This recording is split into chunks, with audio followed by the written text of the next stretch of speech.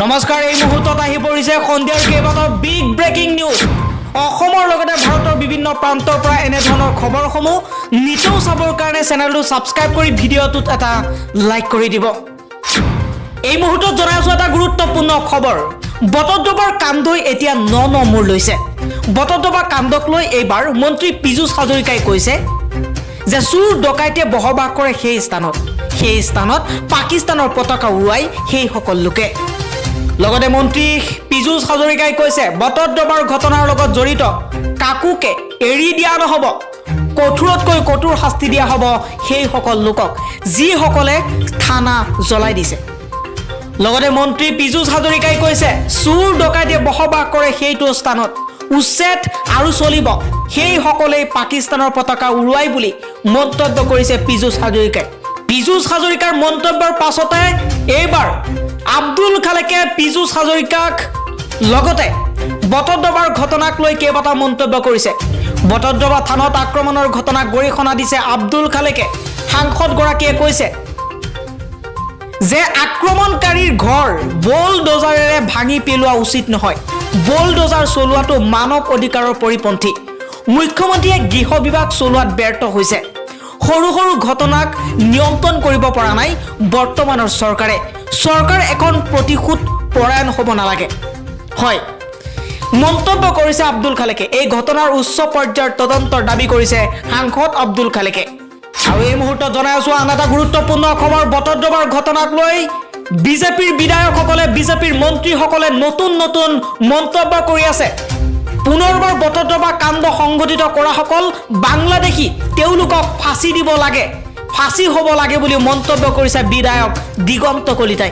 দিগন্ত কলিতাই কৈছে বিধায়ক মন্ত্ৰী হলেও আইন হাতত তুলি ল'ব নোৱাৰে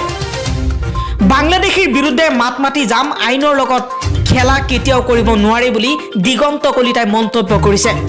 এই মুহূৰ্তত জনাইছো এটা গুৰুত্বপূৰ্ণ খবৰ বটদ্ৰৱাৰ ঘটনাৰ লগত জড়িত প্ৰত্যেকজন ব্যক্তিয়ে বাংলাদেশী বুলি মন্তব্য কৰিছে দিগন্ত কলিতাই কৈছে যিসকল লোকে এই কাম কৰিছে তেওঁলোক বাংলাদেশী তাত কেনেকুৱা মানুহ থাকে সকলোৱে জানে লগতে বিধায়ক দিগন্ত কলিতাই কৈছে আইনগতভাৱে এই সকল লোকৰ ফাঁচি হ'ব লাগে বটদ্ৰৱা কাণ্ডক লৈ এইদৰে প্ৰতিক্ৰিয়া ব্যক্ত কৰিছে কমলপুৰ সমষ্টিৰ বিধায়ক দিগন্ত কলিতাই বিধায়কগৰাকীয়ে লগতে কৈছে এনে ঘটনাত কোনো কাৰণতে কাৰো দাদাগিৰি নচলিব এনে কৰাৰ পৰা সকলোৱে বিৰত থাকক আজি বিৰোধীয়ে কিয় মাত মতা নাই বুলি মন্তব্য কৰিছে আৰক্ষীয়ে কঠোৰ ব্যৱস্থা ল'ব লাগে বুলি মন্তব্য কৰিছে বিধায়ক দিগন্ত কলিতাই পৰৱৰ্তী খবৰটো হৈছে বটদ্ৰৱা কাণ্ডত জড়িত অগ্নি সংযোগৰ লগত জড়িত কিশোৰীসহ 12জন মহিলাক আটক কৰিছে আৰক্ষীয়ে লগতে ছফিকুলৰ মৃত্যুৰ তদন্তৰ নিৰ্দেশনা দিছে জিপি সিঙে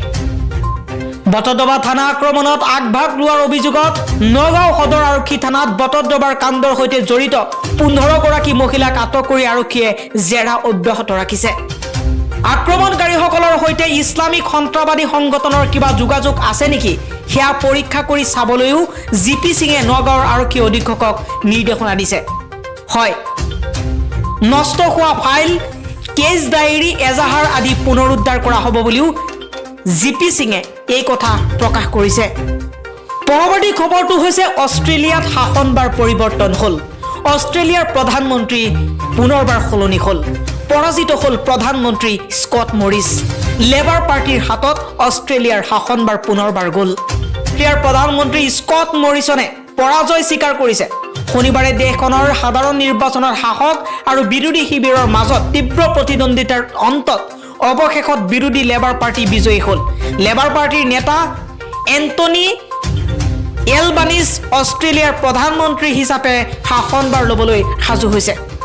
নিজৰ পৰাজয়ৰ পিছত স্কট মৰিছনে নতুন প্ৰধানমন্ত্ৰীক অভিনন্দন জনাইছে আৰু কৈছে মই নিশা বিৰোধী দলপতিৰ সৈতে কথা পাতিছো তেওঁ প্ৰধানমন্ত্ৰীৰ দায়িত্ব ল'বলৈ আগবাঢ়িছে মই তেওঁক শুভেচ্ছা জনাইছো ইপিনে স্কট মৰিছনে প্ৰধানমন্ত্ৰীৰ পদ হেৰুৱাৰ লগতে দলৰ নেতৃত্বৰ পৰাও আঁতৰি গৈছে পৰৱৰ্তী খবৰটো হৈছে ৰাছিয়াৰ বৰ্তমান সময়ত এক ডাঙৰ ঘোষণা ৰাছিয়াত প্ৰৱেশ নিষিদ্ধ ৰাষ্ট্ৰপতি জো বাইডেনৰ লগতে 63 গৰাকী আমেৰিকা যুক্তৰাষ্ট্ৰৰ নাগৰিকৰ। এই মুহূৰ্তত জনাই আছো এটা গুৰুত্বপূৰ্ণ খবৰ। ইউক্ৰেইনত ৰাছিয়াৰ সামৰিক অভিযানৰ আৰম্ভণিৰ পৰাই আমেৰিকা যুক্তৰাষ্ট্ৰই ইউক্ৰেইনৰ হৈ এক স্থিতি গ্ৰহণ কৰি আহিছে। আমেৰিকাই ইউক্ৰেইনত ৰাছিয়াৰ আগ্ৰাসনৰ বিষয়টোত মস্কোৰ ওপৰত কিছুমান নিষেধাজ্ঞা আৰোপ কৰিছে। ৰাছিয়াই আমেৰিকা যুক্তৰাষ্ট্ৰৰ ৰাষ্ট্ৰপতি জো বাইডেন আৰু বিদেশ সচিব এণ্টনি ধৰি 963 গৰাকী আমেৰিকাৰ নাগৰিকৰ ওপৰত নিষেধাজ্ঞা আৰোপ কৰিছে। এই ব্যক্তিসকলে আৰু অনিৰ্দিষ্ট কালৰ বাবে ৰাছিয়াত আৰু প্ৰৱেশ কৰিব নোৱাৰিব। ৰাছিয়াই প্ৰকাশ কৰা তথ্য অনুসৰি সেইদৰে উপৰাষ্ট্ৰপতি আমেৰিকা যুক্তৰাষ্ট্ৰৰ উপৰাষ্ট্ৰপতি কমলা হেৰিছ,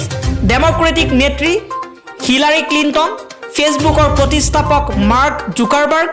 হলিউড অভিনেতা মৰ্গান ফ্ৰিমেনকে ধৰি আন বহু বিশিষ্ট ব্যক্তিৰ নাম আছে তালিকাখনত। আনহাতে এই তালিকাত আমেৰিকাৰ প্ৰাক্তন ৰাষ্ট্ৰপতি বাৰাক ওবামা, ডোনাল্ড ট্ৰাম্পকে ধৰি বহু প্ৰভাৱশালী ব্যক্তিৰ নাম নাই। আন এটা গুৰুত্বপূৰ্ণ খবৰ হৈছে ভূমিস্খলনৰ আশংকাত কেইবাটাও পৰিয়ালক বাসগৃহ খালী কৰিবলৈ নিৰ্দেশনা দিছে গুৱাহাটীত। বিগত কেইবাটাও দিনৰ পৰাই হৈ থকা ধাৰাসাৰ বৰষুণৰ পিছত ভূমিস্খলনৰ আশংকাত আজি গুৱাহাটীৰ পানীখাইটিৰ প্ৰায় 16টা পৰিয়ালক তেওঁলোকৰ বাসগৃহ খালী কৰিবলৈ কোৱা হৈছে। চন্দ্ৰপুৰ ৰাজচক্ৰৰ মতে অঞ্চলটোত প্ৰচুৰ ভূমিস্খলনৰ হোৱাৰ সম্ভাৱনা আছে, যাৰ পৰিপ্ৰেক্ষিতত আৱাসীসকলক তেওঁলোকৰ বাসস্থান খালী কৰিবলৈ কোৱা হৈছে। ইফালে কামৰূপ মেট্ৰৰ জিলা প্ৰশাসনে